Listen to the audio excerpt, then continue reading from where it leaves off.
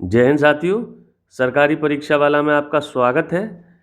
इस वीडियो में हम केंद्र राज्य संबंध का जो पुराना टॉपिक विधायी संबंध का एक हिस्सा बच रहा था उसे देखेंगे और इसके साथ साथ केंद्र और राज्य के बीच प्रशासनिक संबंधों की क्या प्रकृति है, क्या उनका नेचर है, कैसे काम करती है केंद्र की कार्यकारी शक्ति, राज्य की कार्यकारी शक्ति, उसको समझेंगे। ठीक है साथियों, तो हम पहले रिमेनिंग पार्ट जो रह गया है विधायी संबंधों का उसको देखते हैं।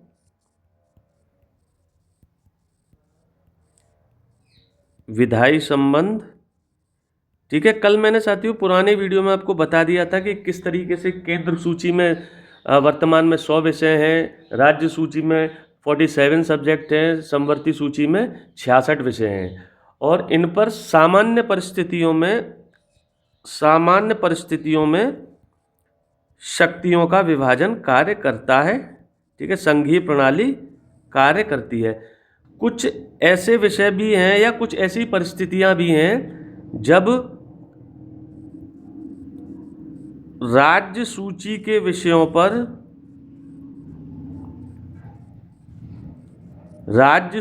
विषयों पर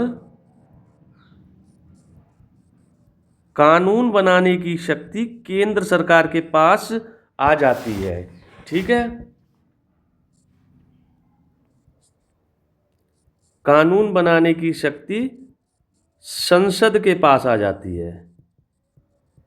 सामान्य परिस्थितियों में तो जो शक्तियों का विभाजन है केंद्र और राज्य के बीच वो कार्य करता है, लेकिन कुछ परिस्थितियां ऐसी हैं जहां संसद राज्य सूची के विषयों पर भी कानून बना सकती है या बनाती है। ध्यान रखिएगा, बेहद महत्वपूर्ण पॉइंट है साथियों ये, और इससे क्वेश्चन अक्सर पूछे जाते रहे हैं। ठीक है, शुरुआत करते हैं, मैं एक एक करके बताता हूं। इसमें पहली स्थिति ये है साथियों,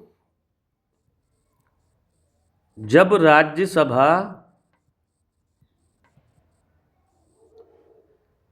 2/3 बहुमत से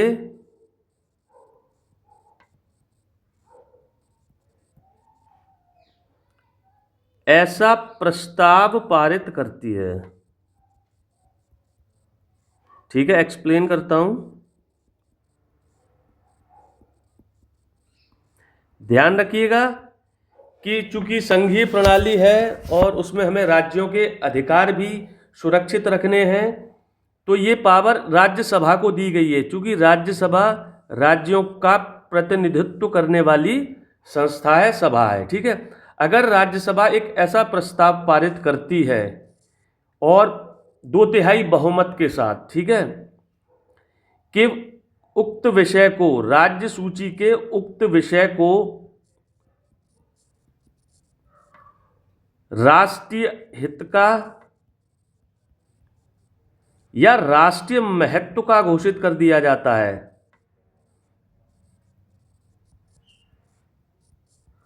राज्यसभा को ये लगता है कि कुछ ऐसी परिस्थितियां पैदा हो गई हैं कि ये जो राज्य सूची का विषय है ये अब राष्ट्रीय हित का विषय है या राष्ट्रीय महत्व का विषय है और इस पर कानून संसद को बनाना चाहिए, और ऐसा एक 2/3 बहुमत के साथ अगर राज्यसभा प्रस्ताव पारित कर देती है, ठीक है, तो उस पर संसद कानून बना सकती है। और ऐसा प्रस्ताव अगर राज्यसभा ने पारित किया तो ये 1 वर्ष तक लागू रहता है। इसकी समय अवधि भी ध्यान रखिएगा।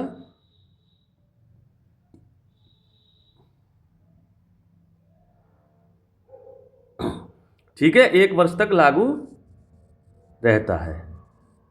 अगर इसको फर्दर आपको एक्सटेंड करना है तो फिर राज्यसभा को 2/3 बहुमत के बाद प्रस्ताव पारित करना पड़ेगा। ठीक है, इस स्थिति में राज्यसभा ने राज्य सूची के विषयों पर कानून बनाने की ताकत संसद को दे दी। 2 बातें बताना चाहूंगा कि संसद किसी एक खास विषय पर भी कानून बना सकती है या बहुत सारे विषयों पर भी कानून बना सकती है। ठीक है,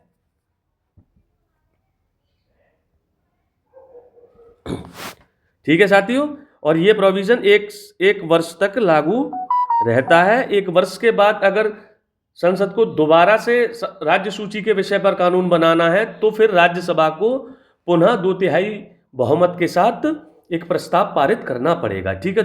दूसरी बात, संसद पूरी राज्य सूची के कई विषयों पर भी कानून बना सकती है ऐसी स्थिति में, या किसी एक या किसी खास विषय पर भी कानून बना सकती है।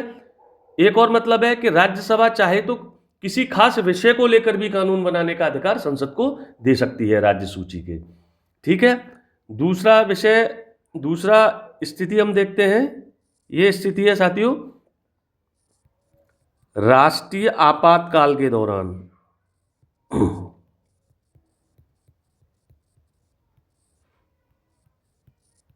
राष्ट्रीय आपातकाल यानी कि आर्टिकल 352 की बात कर रहा है ये। अगर देश में राष्ट्रीय आपातकाल लागू हो गया है तो राज्य सूची के मामलों पर जो कानून बनाने की शक्ति जो राज्य को पहले मिल रही थी वो ऑटोमेटिकली ट्रांसफर हो जाती है संसद के पास।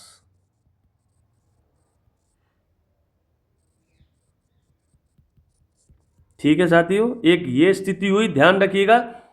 राष्ट्रीय आपातकाल की बात हो रही है, आर्टिकल 352 की बात हो रही है, 356 और 360 की बात नहीं हो रही है। ठीक है, ध्यान रखिएगा।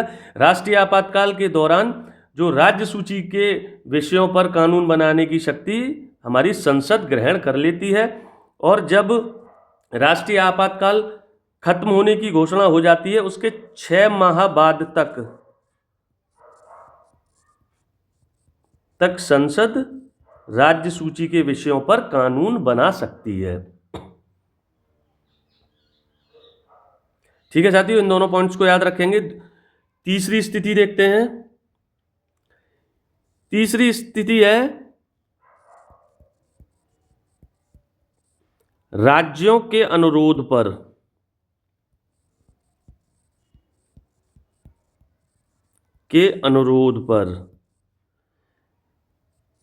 जब दो या दो से अधिक राज्य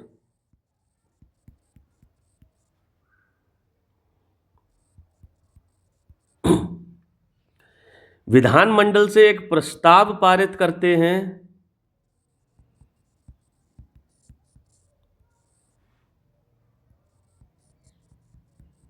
विधानमंडल से प्रस्ताव पारित करते हैं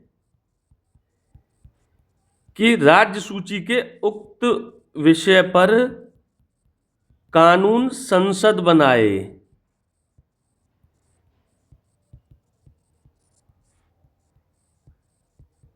तब संसद ऐसा कर सकती है, राज्य सूची के विषयों पर कानून बना सकती है।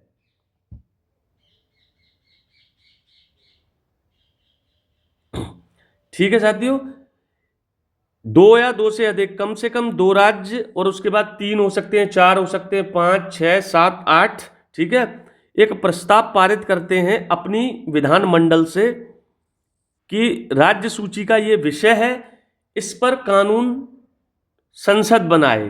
ठीक है, सहमति दर्ज कराते हैं तो उक्त विषय पर कानून संसद बना सकती है। ठीक है, ध्यान रखिएगा, संसद कानून बना सकती है। और इसके साथ साथ एक पॉइंट और लिखिए, जब ऐसा कोई प्रस्ताव संसद के पास राज्य विधानमंडल भेजते हैं तो केवल उसी विषय पर कानून बनाने की हकदार नहीं रहेगी संसद, राज्य सूची के और विषयों पर भी कानून बनाने की हकदार हो जाती है संसद। ठीक है, इस अंतर को आप समझिएगा। ठीक है, 2 या 2 से अधिक राज्य प्रस्ताव दे रहे हैं तो संसद उस विषय पर कानून बना सकती है। ठीक है, और ऐसे प्रस्ताव के बाद संसद केवल उसी विषय पर कानून नहीं बनाएगी जिसके लिए राज्य विधानमंडल कह रही है। ठीक है, उसके अलावा राज्य सूची के जो विषय बचे हुए हैं उन पर भी कानून बना सकती है। ठीक है, जैसे मैं और इसको एक्सप्लेन करता हूं। 47 सब्जेक्ट हैं अभी हमारे राज्य सूची में, इनमें से राज्य विधानमंडल किसी एक विषय को स्वीकार कर लेते हैं, 2 या 2 से अधिक राज्य के, इस पर कानून संसद बनाएगी। ठीक है, संसद ये तय कर लेती कि हाँ चलिए हम इस पर कानून बनाते हैं। ठीक है, हम स्वीकार हैं। तो अब इस स्थिति में वो इन 46 विषयों पर भी कानून बनाने की हकदार हो गई है, ये कहना चाह रहा हूं। ठीक है, और ये जो कानून अब मान लीजिए संसद ने बना दिया, ठीक है, कानून लागू हो गया। अब इस कानून में कोई संसद में कोई संशोधन करना है, कोई बदलाव करना है, तो ये पूरी की पूरी ताकत संसद के पास ही है। संसद ने बनाया है कानून, इसमें कोई संशोधन अगर करेगी फर्दर तो वो संसद ही करेगी। ऐसा नहीं होगा कि जब कानून बन गया उसके बाद इसमें संशोधन करने का अधिकार उन राज्यों को मिल जाएगा। ठीक है, अगला पॉइंट देखते हैं, चौथी स्थिति देखते हैं।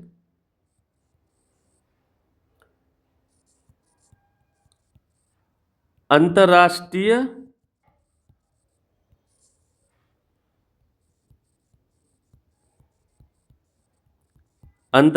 समझौतों को लागू करना। सीधा सीधा आप समझिए कि कोई अंतर्राष्ट्रीय समझौता हुआ है, भारत के विदेश मंत्री ने या भारत सरकार ने किसी देश के साथ कोई समझौता किया है और उसको लागू करना है, तो उसके लिए संसद राज्य सूची के विषयों पर भी कानून बना सकती है।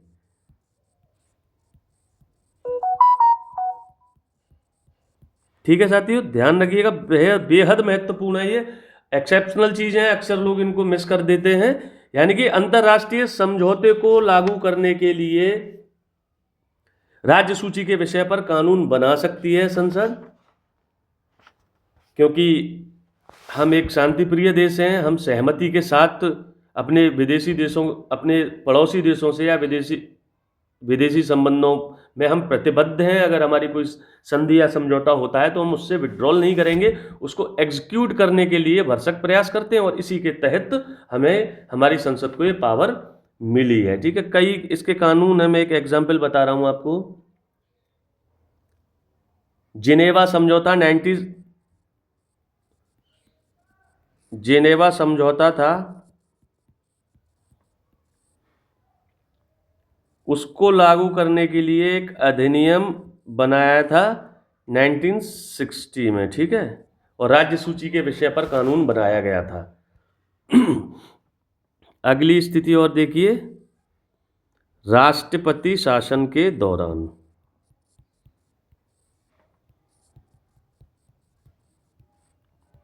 राष्ट्रपति शासन के दौरान मतलब किसी राज्य में आर्टिकल 356 के 356 के तहत अगर राष्ट्रपति शासन लगा दिया गया है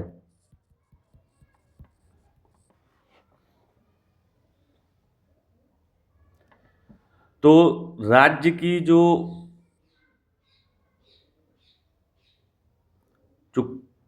विधायी शक्तियां हैं वो ट्रांसफर हो जाएंगी संसद के पास, हस्तांतरित हो जाती हैं संसद के पास। तब उस राज्य विशेष में राज्य सूची के विषयों पर कानून कौन बनाएगा? संसद बनाएगी। और राष्ट्रपति शासन खत्म हो जाता है, उसके बावजूद भी ऐसे कानून प्रभावी रहते हैं। ठीक है, ध्यान रखिएगा, राष्ट्रपति शासन। और राष्ट्रपति शासन कब लगता है? जब राष्ट्रपति को ये एहसास हो जाता है कि उस राज्य में संवैधानिक तंत्र विफल हो गया है, संवैधानिक तंत्र फेल हो गया है, सरकार संविधान के तहत नहीं चल रही है। जैसे कि 1992 में उत्तर प्रदेश में राष्ट्रपति शासन लगाया गया था। ठीक है, ये 5 विशेष स्थितियां हैं जब संसद राज्य सूची के विषयों पर कानून बना सकती है। पहला पॉइंट है, जब राज्यसभा ही 2/3 बहुमत के साथ ऐसा कोई प्रस्ताव पारित करती है और राज्य सूची के किसी विषय को राष्ट्रीय महत्व का या राष्ट्रीय हित का घोषित कर देती है। ठीक है, राष्ट्रीय आपातकाल यानी कि आर्टिकल 352 के तहत भी राज्य की जो विधायी शक्तियां होती हैं वो हस्तांतरित हो जाएंगी संसद को। ठीक है, 6 माह बाद तक संसद कानून बना सकती है। राज्य अगर अनुरोध करते हैं, 2 या 2 से अधिक राज्य, तब भी संसद राज्य सूची के विषय पर कानून बना सकती है। सभी विषयों पर कानून बना सकती है। ऐसी स्थिति में कोई अंतर्राष्ट्रीय समझौता है, उसको लागू करना है हमारी संसद को, तो वो राज्य सूची के विषयों पर कानून बना सकती है। राष्ट्रपति शासन आर्टिकल 356 के दौरान भी राज्य की जो विधायी शक्तियां हैं वो संसद के पास चली जाती हैं। ठीक है साथियों, इस वीडियो को यहीं तक रखते हैं क्योंकि प्रशासनिक संबंधों वाला वीडियो इसके बाद बनाएंगे तो लंबा हो जाएगा। नेक्स्ट वीडियो में मिलते हैं। जय हिंद।